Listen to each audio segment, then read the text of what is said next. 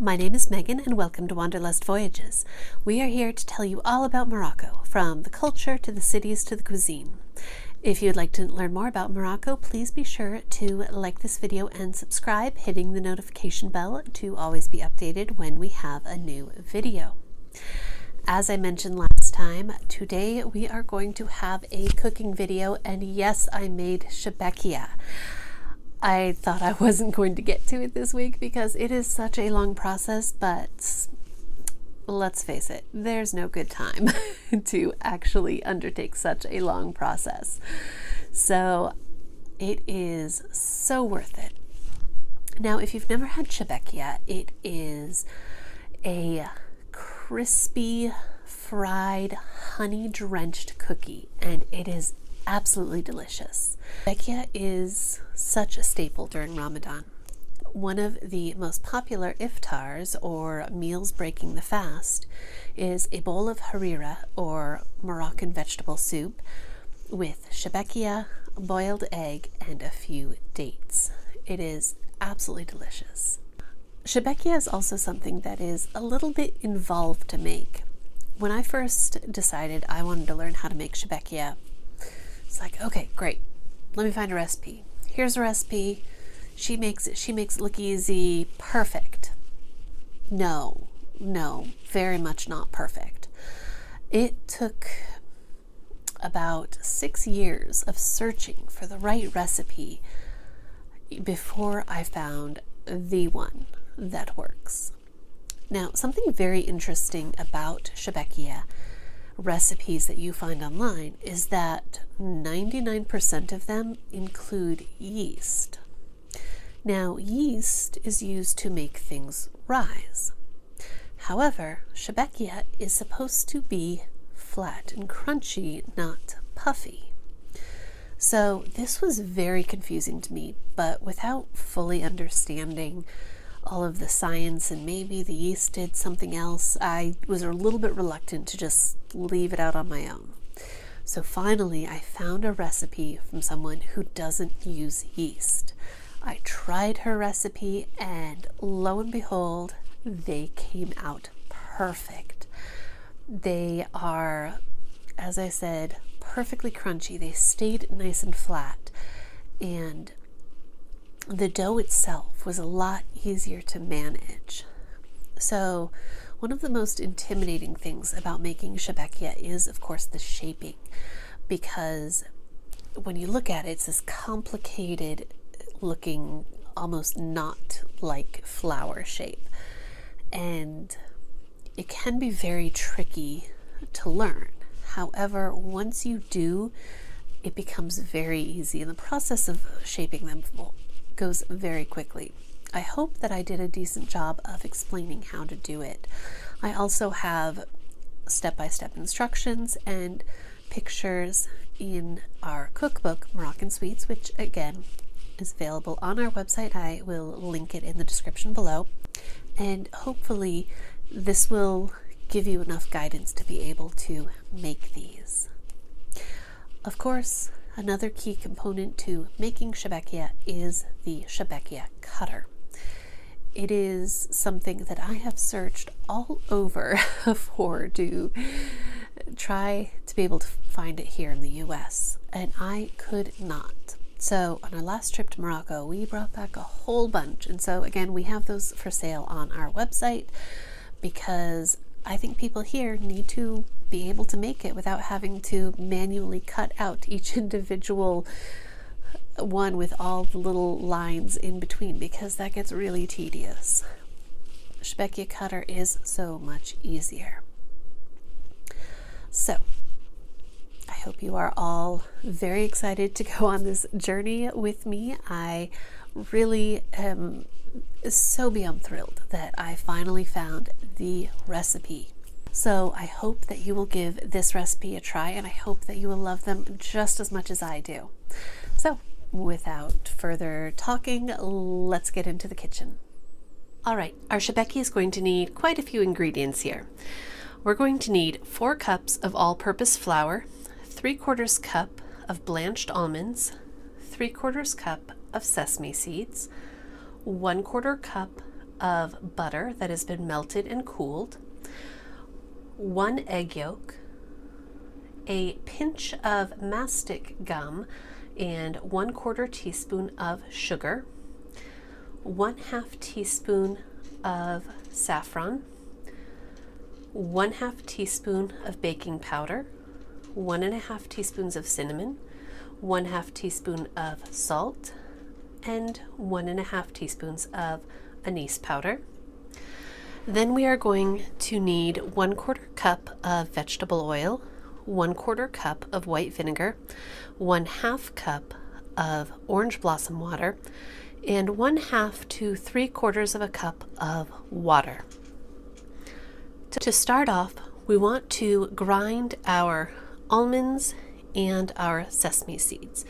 We're going to do it separately because they won't grind at the same rate, and we want to do it until we have a fine powder, just until it is packable but not turning into a paste. So let's get that. Nobody wants to hear my blender, so we'll see you in a second. Okay, you can see the almonds are able to be packed, but they are finely ground. Same thing with our sesame seeds.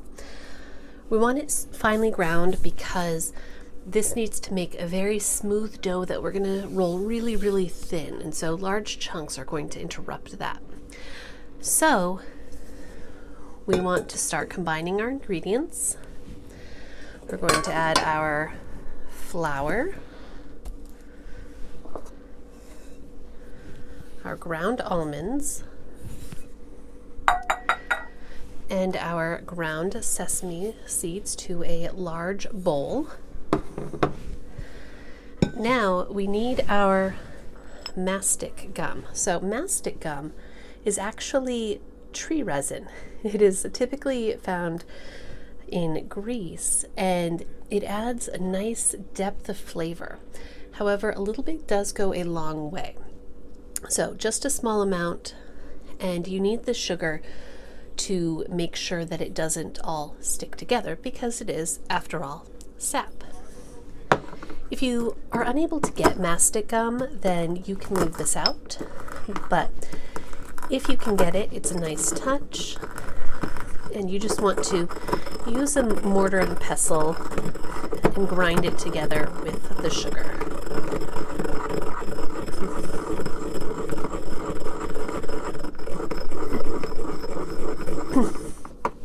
All right, now that we have a fine powder, we're going to add that to our bowl as well.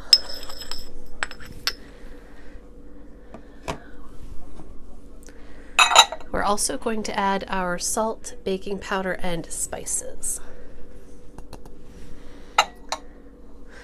With all of our dry ingredients, except for the saffron in our bowl, we're just going to give it a quick mix. And again, traditionally, you just use your hands. If you are really wanting to do it traditionally, this would take place in that large plate type thing that they use in Morocco, because then you will be able to knead your dough in there as well. But as usual, I'm going to be using my stand mixer to do the kneading, so I'm doing it in that bowl. Now we want to add our egg yolk, our melted butter,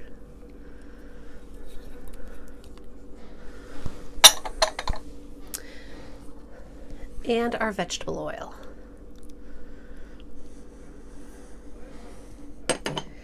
And again, still using your hands, just give this a good mix. This is not going to be enough liquid for all of the flour. So we're just wanting to mix it until you have kind of a coarse, sandy texture. You don't want large clumps of wet flour and then lots that doesn't have any. You really want to get it well combined all the way through. Now that we have a nice sandy mixture, nothing is too wet,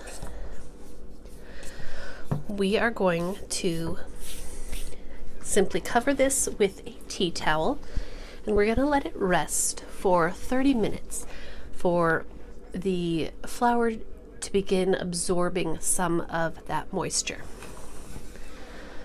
In the meantime, we'll take our pan. We're going to add our vinegar,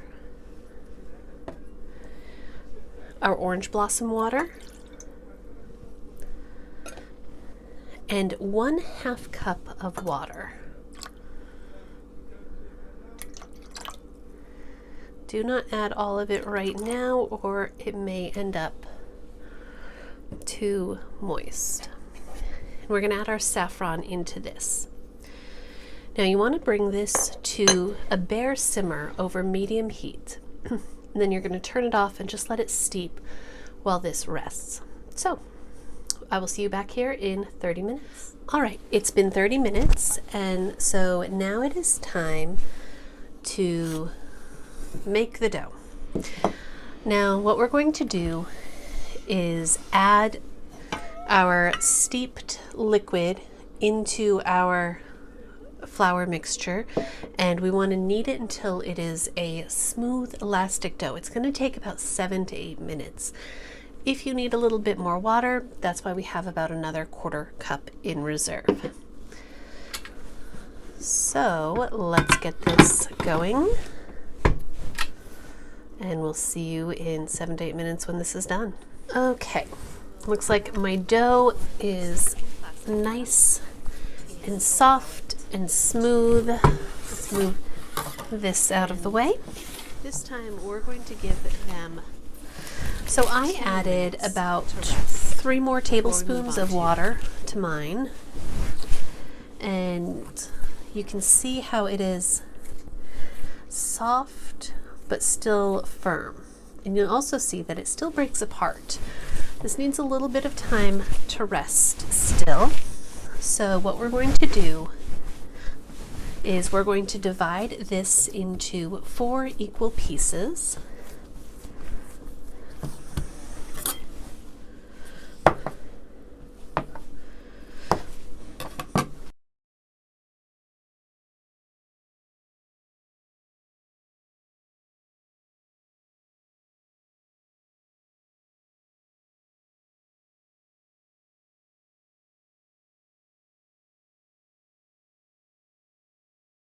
The next part.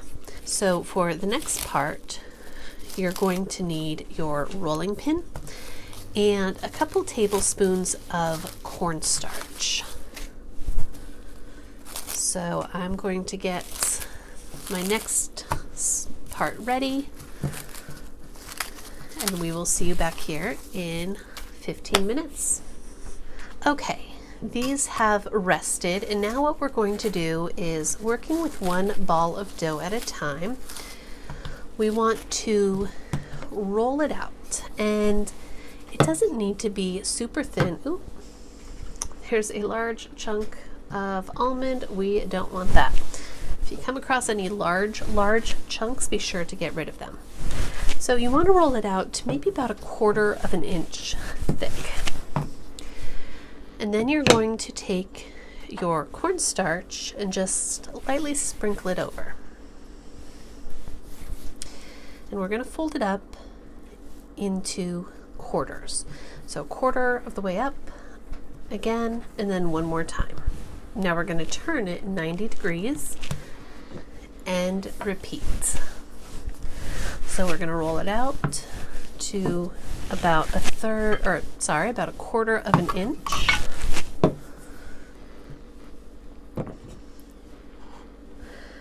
And sprinkle with a bit of cornstarch,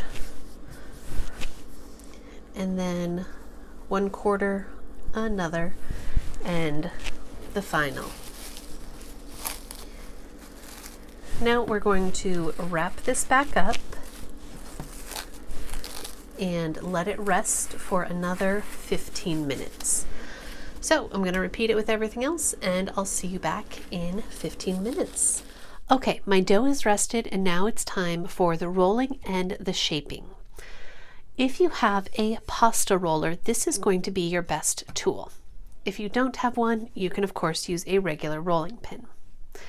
To shape it, you're going to need Chebakia cutters. Now, if you don't have it, you can recreate it with a knife, but what it basically is a rectangle with 4 fluted lines in the middle. This is going to give you a rectangle that has 5 strips that are connected at the top and the bottom. So if you are unable to get one of these, you can always use a knife, or even better, a fluted pastry wheel to cut the design yourself. However, we now have them for sale on our website along with the cookbook, because when I could not find them anywhere online, I decided to bring a bunch back from Morocco so that people can get them. So let's go over how to shape them. If you watched my gluten-free Chabakia recipe, you will know that I had a lot of trouble with the gluten-free, but already just from rolling it, you can see that this is a lot easier to work with. Also, unlike the gluten-free version, you don't have to worry about them becoming too fragile as they sit. So I'm going to be able to shape all of these before frying them. So what we're going to do is work with half of a piece of dough at a time, and you want to wrap up your remaining dough back in the plastic. You're going to roll it out kind of thin, maybe to about 1/8 of an inch, just enough that we can start with our pasta machine. If you are just rolling it, you want to roll it as thin as you can, no more than 1/16 of an inch. But if you have a pasta machine, what we're going to do is we're going to start on level 2.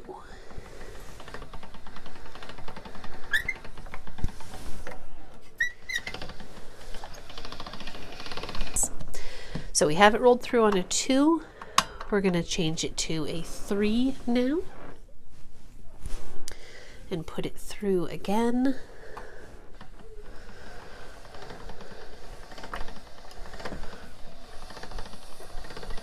And then finally on a 5.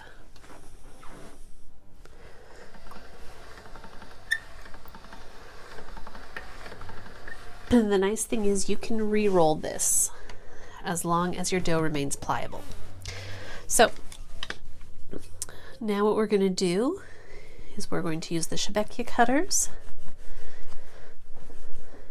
and cut out as many cookies as I can.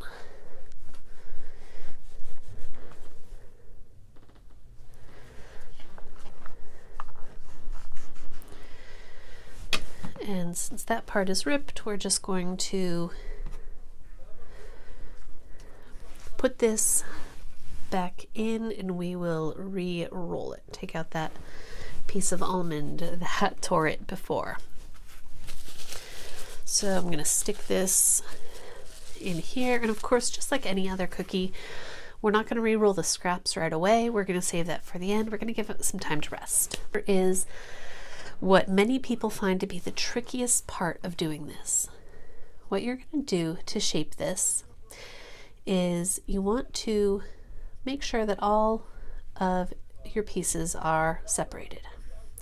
See, look how thin this is. That is exactly what you want.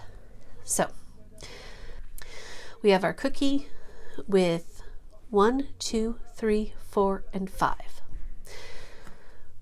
What you're going to do with your dominant hand, lace it through 5, 3, and 1. If it starts to come apart, just push it back together. Okay, so you have it hanging like this. Now we're going to take the corners of 1 and pinch them together. Now we're going to take this off with kind of folding it inside out with 5 and 4 framing the outside. So we're going to turn that and we're going to pinch the tops. It leaves you with this nice little flower-like shape. So that is how you shape them. We're going to set that aside and let me show you that one more time. So we have, make sure all 5 are separated. And we're going to go through 1, 3, and 5. Now on the outer 2, pinch these together. Now we're going to fold it with your first 2 framing the inner. If you have seen my gluten-free Chebakia recipe, you can see how much easier this is to do with the gluten to hold everything in place. So there we go. We're going to set those aside and continue on our next piece. Okay, I have got every bit of dough shaped. Again, you can keep re-rolling scraps as long as the dough is pliable. Now, our setup to fry them. You will need your oil, at least 2 inches deep. You want it to be at about 360 degrees. If you do not have something like this that will keep the temperature steady, then I highly recommend a thermometer with it, because if it is not hot enough, if the temperature drops too much, then it's not going to cook very fast and it's just going to absorb all that oil. If it is too hot, it is going to burn. We also need about 2 cups of honey with about 1.5 tablespoons of orange blossom water in it. You want that warm, and we're probably going to add to this as we go. But to start out, I usually start with just about 2 to 3 cups. You also are going to need a strainer set over a bowl. This is going to be where we drain the honey. So, very simple to fry. Just put a few of them in your oil. And you don't want to crowd them. And you're going to let them fry until they are deep golden, about 3 to 5 minutes depending on their size. You also may have to flip them over because they float and one side likes to stick out of the oil just a little bit. Okay, so you can see our cookies are a nice golden brown. They will darken a little bit more after you take them out, but we're going to take them out, drain off as much oil as you can, and then put them straight into the honey. So we're going to leave those to soak while we start another round. And now that my second batch is almost done, I want to free up my honey pan. So we are going to transfer these ones over to here. We will let them drain, and then when we're ready for more, these are going to move into here, and we're going to sprinkle them with toasted sesame seeds to finish them off. Now we just need to keep doing the cycle. I will see you in a little while when they are all finished.